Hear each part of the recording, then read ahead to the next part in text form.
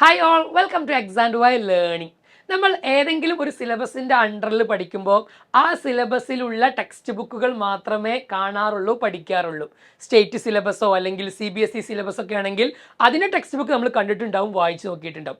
എന്നാൽ നമ്മൾ തൊട്ടപ്പുറത്തുള്ള പല സംസ്ഥാനങ്ങളിലും പല സ്റ്റേറ്റുകളിലുമുള്ള കുട്ടികൾ എന്തൊക്കെയായിരിക്കും പഠിച്ചിട്ടുണ്ടാവുക എന്നുള്ളത് നിങ്ങൾ എപ്പോഴെങ്കിലും ആലോചിച്ച് നോക്കിയിട്ടുണ്ടോ? അതിൻ്റെ ഭാഗമായിട്ട് അതിൻ്റെ ഒരു ക്യൂരിയോസിറ്റിയോട് കൂടിയിട്ടാണ് ഞാൻ തമിഴ്നാട് സിലബസിൻ്റെ സയൻസ് ബുക്ക് ഒന്ന് സെർച്ച് ചെയ്ത് നോക്കിയത്. എന്നെ അത്ഭുതപ്പെടുത്തിക്കൊണ്ട് വളരെ വലിയ വ്യത്യാസം എന്ത് ചെയ്തു ഈ പറഞ്ഞ സിലബസുകൾ തമ്മിലുണ്ട് എന്നുള്ളത് വ്യക്തമായി. ആ ഒരു ഡിസ്കഷനാണ് തമിഴ്നാട് സിലബസും CBSE സിലബസും തമ്മിലുള്ള എന്തൊക്കെ കാര്യങ്ങളാണ് ഡിഫറൻസ് എന്നുള്ളതാണ് ഈ ഒരു വീഡിയോയിലൂടെ ഞാൻ പറയാൻ വേണ്ടി ഉദ്ദേശിക്കുന്നത്. അപ്പോൾ വീഡിയോ ഇഷ്ടപ്പെട്ടാൽ നിങ്ങൾ എന്ത് ചെയ്യുക, നമ്മുടെ കൂട്ടുകാർക്ക് കൂടി ഷെയർ ചെയ്യുക. ചാനൽ ആദ്യമായി കാണുന്നതെങ്കിൽ തീർച്ചയായിട്ടും സബ്സ്ക്രൈബ് ചെയ്യുക. നോക്കാം, നമുക്ക് ഈ പറഞ്ഞ സ്റ്റേറ്റ് തമിഴ്നാട് സ്റ്റേറ്റിൻ്റെ സയൻസ് 8ാം ക്ലാസ്സിലെ ടോപ്പിക്കുകളും ടെക്സ്റ്റ് ബുക്കിലെ ചാപ്റ്റേഴ്സുമാണ് ഇതുള്ളത്. ഇവിടെ നമുക്ക് നമ്മളെ 8th CBSEയുടെ ചാപ്റ്റേഴ്സ് ഉണ്ട്. അപ്പോൾ ഇതിൽ നോക്കിയാൽ തന്നെ വ്യക്തമായിട്ട് നമുക്ക് കാണാൻ പറ്റും, CBSEയിൽ വെറും 10 ചാപ്റ്റേഴ്സ് മാത്രമാണുള്ളത്. തമിഴ്നാട് സിലബസിൽ 23 ചാപ്റ്റേഴ്സ് ഉണ്ട്. ഓരോ ചാപ്റ്ററും ഏത് മന്തിലാണ് പഠിക്കേണ്ടത്, ഫിസിക്സിലെ ആദ്യത്തെ ചാപ്റ്റർ ഏത് മന്ത്, കെമിസ്ട്രിയിലെ ആദ്യത്തെ ചാപ്റ്റർ ഏത് മന്ത്, അങ്ങനെ കൃത്യമായി അവിടെ നിന്ന് മന്ത് അടക്കം അവർ മാർക്ക് ചെയ്ത് ടെക്സ്റ്റ് ബുക്കിൻ്റെ ഫസ്റ്റ് പേജിൽ തന്നെ കൊടുത്തിട്ടുണ്ട്. ഇനി നമ്മൾ ടോപ്പിക്കുകൾ എടുത്ത് നോക്കിക്കഴിഞ്ഞാൽ ഇപ്പം നമുക്ക് കാണാൻ പറ്റും, ഫിസിക്സിൽ വെറും 3 ചാപ്റ്റേഴ്സ് മാത്രമാണ് എവിടെ ഉള്ളത്, CBSEയിലുള്ളത്. Force and pressure, friction, sound.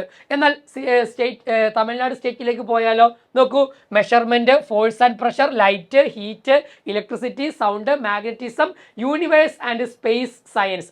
8 chapters ഉണ്ട്.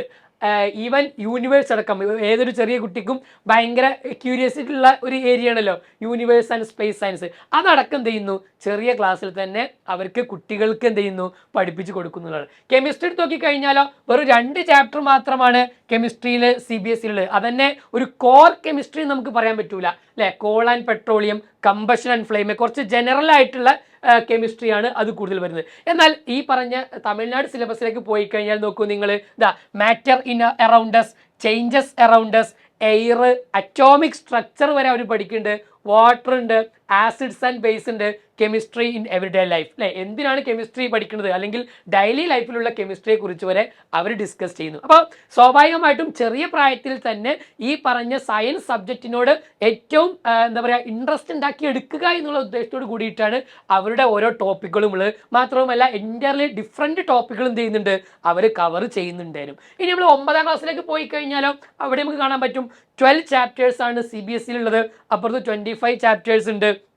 മാത്രവുമല്ല ഇവിടെ നമുക്ക് നോക്കിക്കഴിഞ്ഞാൽ കൂടുതൽ ഫിസിക്സിനാണ് ഉള്ളത് അല്ലേ. മോഷൻ, ഫോഴ്സ്, ഗ്രാവിറ്റേഷൻ, വർക്ക്, ഇതൊക്കെയാണ് ഉള്ളത് അല്ലേ.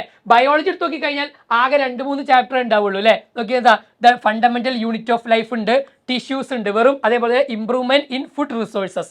3 ചാപ്റ്റർ മാത്രമാണ് ബയോളജിയിലുള്ളത്. അപ്പുറത്ത് നോക്കിക്കഴിഞ്ഞാൽ നമുക്ക് കാണാൻ പറ്റും, ഇവിടുന്ന് അങ്ങോട്ട് ഫുള്ള് ബയോളജിയാണ്. 17 മുതൽ 25 വരെ ഉള്ള അത്രയും ചാപ്റ്റേഴ്സ് എന്താണ്, ബയോളജി ആയിട്ടാണ് അവർ കൊടുത്തിരിക്കുന്നത്. അപ്പോൾ ഓരോ ഡിഫറെൻറ്റ് സബ്ജക്റ്റുകളിൽ എന്തുണ്ട്, വ്യത്യാസം കറക്റ്റായിട്ടുണ്ട് എന്ന് അവിടെ വ്യക്തമായിട്ട് നമുക്ക് കാണാൻ സാധിക്കുകയും ചെയ്യും. ഓക്കെ, ഇനി നമ്മൾ ഇപ്പോൾ കെമിസ്ട്രിയിലൊക്കെ ഞാൻ കുറച്ചും കൂടി ഡീറ്റെയിൽ ആയിട്ടുള്ള ഒരു പിന്നെ സെർച്ചിങ് നടത്തി നോക്കിയപ്പോൾ നമ്മളെ CBSEയിൽ എന്ത് ചെയ്യുന്നുണ്ട്, 2 കെമിക്കൽ ലോസ് മാത്രമാണ് പഠിക്കുന്നത് അല്ലേ. നമുക്കറിയാം ലോ ഓഫ് കൺസർവേഷൻ ഓഫ് മാസും അതേപോലെ ലോ ഓഫ് കോൺസ്റ്റന്റ് പ്രൊപ്പോർഷനും. എന്നാൽ അവരുടെ CBSEക്കാരാണ് പിന്നെ തമിഴ്നാട് സ്റ്റേറ്റിലേക്ക് എത്തിക്കഴിഞ്ഞാലോ അവിടെ CBSEയിൽ പഠിച്ച 2 പുറമെ എക്സ്ട്രാ 3 മൾട്ടിപ്പിൾ പ്രൊപ്പോർഷൻ ഉണ്ട്, റെസിപ്രോക്കൽ പ്രൊപ്പോർഷൻ ഉണ്ട്, ഗെയ്ലുസാക്ക് ലോ വരെ എന്ത് ചെയ്യുന്നുണ്ട്, അവർ പഠിക്കുന്നുണ്ട്.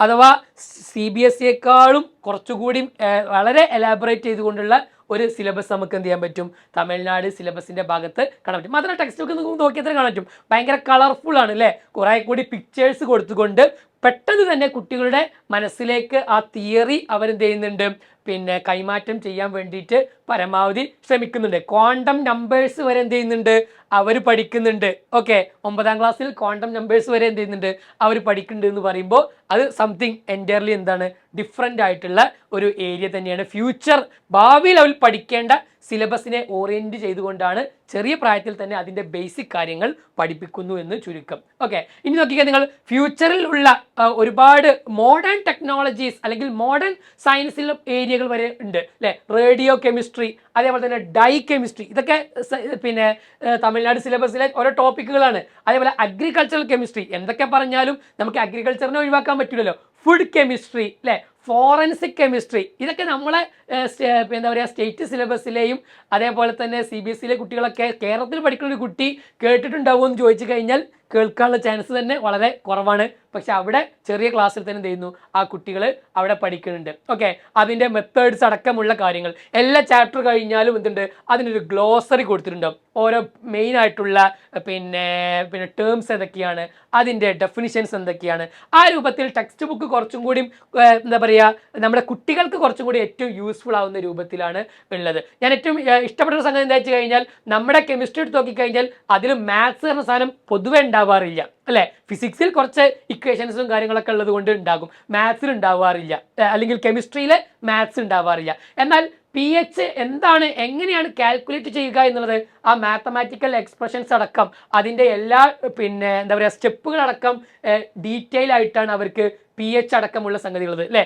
ലോഗരിതം വെച്ചുകൊണ്ട് എങ്ങനെയാണ് pH വാല്യൂ കാണുക എന്നുള്ളത് ജസ്റ്റ് ട്രിക്കുകൾ ഉപയോഗിച്ചിട്ടല്ല, അതിൻ്റെ ഏറ്റവും കറക്റ്റ് മെത്തേഡിലൂടെ തന്നെ അവരെന്ത് ചെയ്യുന്നുണ്ട്, കുട്ടികളെ പഠിപ്പിക്കുന്നുണ്ട്. നമ്മുടെ കെമിസ്ട്രിയിൽ ഒരു മാത്സ് വന്നാൽ നമ്മളെ കുട്ടികൾ എന്ത് ചെയ്യും, ഓടിപ്പോകും അല്ലേ. അത് ഇതെന്താണ് കെമിസ്ട്രിയിൽ മാത്സോ എന്ന് ചോദിക്കുന്ന ഒരു ക്വസ്റ്റ്യൻ ഉണ്ടാവും. പക്ഷേ അവിടെ ഈ പറഞ്ഞ കാൽക്കുലേഷൻസ് അടക്കം അതിൻ്റെ സയൻറ്റിഫിക് മെത്തേഡുകൾ യൂസ് ചെയ്തിട്ടാണ് അവർ പഠിപ്പിക്കുന്നത് എന്ന് നമ്മൾ ആലോചിക്കുമ്പോൾ എൻറ്റയർലി ഡിഫറെൻ്റ് ആയിട്ടുള്ള ഒരു പിന്നെ സിലബസ് ആണ് തമിഴ്നാട് എന്നുള്ളത് നമുക്ക് കുറച്ചും കൂടി കാണാൻ സാധിക്കും. മാത്രമല്ല എനിക്ക് തോന്നിയൊരു സംഗതി എന്താ വെച്ച് കഴിഞ്ഞാൽ, അവർ ഫ്യൂച്ചർ കോമ്പറ്റീഷൻ എക്സാമിനെ ബേസ് ചെയ്തുകൊണ്ടാണ് ആ സിലബസ് ഉണ്ടാക്കിയിട്ടുള്ളത് അല്ലേ. ഒരു കുട്ടി +1 +2 കഴിഞ്ഞ് പിന്നെ JEE പോലെയുള്ള ടഫ് എക്സാമുകൾ എഴുതുമ്പോൾ അവിടെ ഏറ്റവും ലോക്കൽ ആയിട്ടുള്ള ഒരു സിലബസ് അല്ല വേണ്ടത്, ഏറ്റവും ടോപ്പായിട്ടുള്ള ആ ടോപ്പ് സിലബസ് തന്നെ കുട്ടികൾക്ക് ഏറ്റവും യൂസർ ഫ്രണ്ട്ലി ആയിട്ടുള്ള രൂപത്തിലാണ്. എനിക്ക് ഏറ്റവും ഇഷ്ടപ്പെട്ട സംഗതി എന്താ വെച്ചാൽ, ടെക്സ്റ്റ് ബുക്കിൻ്റെ അവസാനത്തിൽ കണ്ടോ ഒരുപാട് മൾട്ടിപ്പിൾ ചോയ്സ് ക്വസ്റ്റ്യൻസ് ആദ്യ ഭാഗത്ത്, പിന്നെ ഫിൽ ഇൻ ദ ബ്ലാങ്ക്സ് ആയിട്ടുള്ള കുറച്ച് ക്വസ്റ്റ്യൻസ് അടുത്ത ട്രൂ ഓർ ഫാൾസ് ആണെന്ന് പറഞ്ഞിട്ടുള്ള കുറച്ച് ക്വസ്റ്റ്യൻസ്, പിന്നെ ആൻസർ ബ്രീഫ്ലി കണ്ടോ, ഒരു ക്വസ്റ്റ്യൻസിനെ തന്നെ പല പാർട്ടുകളായിട്ട് തിരിച്ചിരിക്കുകയാണ്, എന്നിട്ട് ഓരോന്നിനും ഡെഫിനിഷൻ എഴുതാനുള്ളത്. അതേപോലെ തന്നെ ഏറ്റവും ഹയർ ഓർഡർ തിങ്കിങ് ക്വസ്റ്റ്യൻസ് അതിൻ്റെ അവസാനത്തിൽ, ഏറ്റവും ടഫ് ക്വസ്റ്റ്യൻസ് അവസാനത്തിൽ കണ്ടോ. ഒരു ഏറ്റവും ലെവൽ 1 മുതൽ അതിൻ്റെ ഏറ്റവും മാക്സിമം ലെവൽ വരെ അവർ ക്വസ്റ്റ്യൻസ് ചെയ്യുന്നുണ്ട്, കുട്ടികളെ കൊണ്ട് കൂടുതൽ ചെയ്യിപ്പിക്കുന്നുണ്ട്. ഇതൊക്കെ എന്തിനു വേണ്ടിയിട്ടാണ്, സ്വാഭാവികമായിട്ടും ആ കുട്ടിക്ക് ഫ്യൂച്ചറിൽ വരാനുള്ള പല കോമ്പറ്റീഷൻ എക്സാമുകൾക്കും പ്രിപ്പയർ ഇപ്പോൾ തന്നെ ആക്കുക എന്നുള്ളതായിരിക്കും ആ ലക്ഷ്യമായിട്ടുണ്ടാവുക. അവസാനത്തിൽ ഇതൊന്നും നമ്മുടെ ടെക്സ്റ്റ് ബുക്കിൽ ഉണ്ടോ എന്ന് തന്നെ ആവും അല്ലേ. കാരണം എന്താ വെച്ച് കഴിഞ്ഞാൽ റെഫറൻസ് ബുക്കുകൾ പലപ്പോഴും അവർ വളരെ ഡീറ്റെയിൽ ആയിട്ട് തന്നെ കുറച്ചൊക്കെ കാര്യങ്ങൾ നമ്മൾ ടെക്സ്റ്റ് ബുക്കിലൊക്കെ എന്ത് ചെയ്യുന്നുണ്ട്, സ്കാൻ ചെയ്ത് കണ്ട് കാണാനുള്ള രൂപത്തിലുള്ള സംഗതികളൊക്കെ ഉണ്ട്. പക്ഷേ ഇവിടെ കൊടുത്തിരിക്കുന്ന പല സൈറ്റുകളിൽ നമ്മൾ കയറി നോക്കിയപ്പോൾ ഇന്റർനാഷണൽ, അമേരിക്കൻ അല്ലെങ്കിൽ യൂറോപ്യനൊക്കെ ആയിട്ടുള്ള പല ഏറ്റവും ടോപ്പായിട്ടുള്ള സയൻറ്റിഫിക് മാഗസീൻസും സയൻറ്റിഫിക് ആയിട്ടുള്ള പിന്നെ ലിങ്കുകളാണ് ഇതുള്ളത് അതിൽ കൊടുത്തിരിക്കുന്നത്.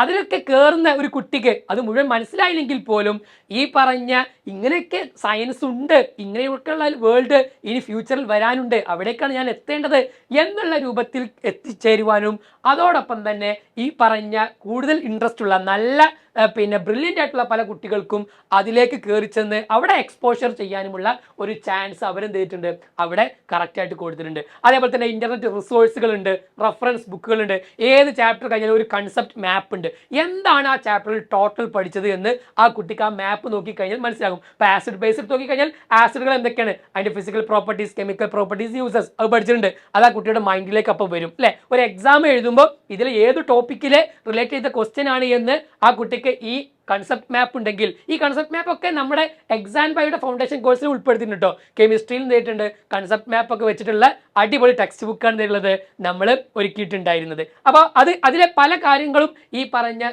തമിഴ്നാട് സിലബസിൽ നിന്നും എനിക്ക് വന്ന ഒരു എന്താണ് തോന്നലാണ്. എന്ത് ഈ രൂപത്തിലൊക്കെ പോയി കഴിഞ്ഞാൽ കുട്ടികൾക്ക് കുറച്ചും കൂടി എന്താവും എഫക്റ്റീവ് ആയിട്ടുള്ള ലേണിംഗ്, ഏറ്റവും സിമ്പിൾ ലാംഗ്വേജിൽ മാക്സിമം പിക്ചേഴ്സ് ഒക്കെ കൊടുത്തുകൊണ്ട് എഫക്റ്റീവ് ആയിട്ടുള്ള ലേണിംഗ് എന്ത് ചെയ്യുന്നു, അവർ കുട്ടികളെ പഠിപ്പിക്കുന്നു. ഞാൻ പറയാൻ വരുന്നത് നമ്മൾ നമ്മുടെ സിലബസിൽ മാത്രം ഒതുങ്ങി നിൽക്കാതെ നമ്മുടെ തൊട്ടപ്പുറത്തെ സ്റ്റേറ്റിലെ ഒരു സിലബസ് എങ്കിലും നിങ്ങൾ എടുത്തു നോക്കിക്കഴിഞ്ഞാൽ ഈ സിലബസ് നമുക്ക് കിട്ടും. ജസ്റ്റ് ഗൂഗിൾ ചെയ്ത് നോക്കിയാൽ മതി, നമുക്ക് എന്ത് ചെയ്യാൻ പറ്റും, അതിൻ്റെ PDF ഡൗൺലോഡ് ചെയ്യാൻ പറ്റും. നിങ്ങൾ അതിലൂടെയൊക്കെ ഒന്ന് പോയി നോക്കുക. നമ്മൾ പഠിച്ച കാര്യങ്ങൾ തന്നെ എങ്ങനെയാണ് അവർ കുട്ടികൾക്ക് പ്രസൻറ്റ് ചെയ്ത് കൊടുക്കുന്നത് എന്നുള്ളത് ഒരു ടീച്ചറിൻ്റെ പോലും ഹെൽപ്പ് ഇല്ലാതെ വായിച്ച് നോക്കാൻ പറ്റുന്ന അത്രയും ഈസി ആയിട്ടാണ് അതിലെ വേർഡ്സും സെൻറ്റൻസുകളൊക്കെ ഉള്ളത്. ആ രൂപത്തിൽ പല ടെക്സ്റ്റ് ബുക്കുകളെയും നമ്മൾ എന്ത് ചെയ്യുക, പരിചയപ്പെടുമ്പോൾ നമ്മുടെ തിങ്കിങ് ലെവൽ കുറച്ചും കൂടി വ്യത്യാസം വരും. കുറച്ചും കൂടി കാര്യങ്ങളെ കൂടുതലായി സയൻറ്റിഫിക് ആയിട്ട് ലേൺ ചെയ്യാൻ നമുക്ക് സാധിക്കും. ആ രൂപത്തിൽ നമ്മളെ പഠനത്തിന് എന്ത് ചെയ്യുക, കുറച്ചും കൂടി എക്സ്പോഷർ ആക്കുക. മറ്റൊരു വീഡിയോയിൽ നമുക്ക് എന്ത് ചെയ്യാം, വീണ്ടും കാണാം. Thank you, by.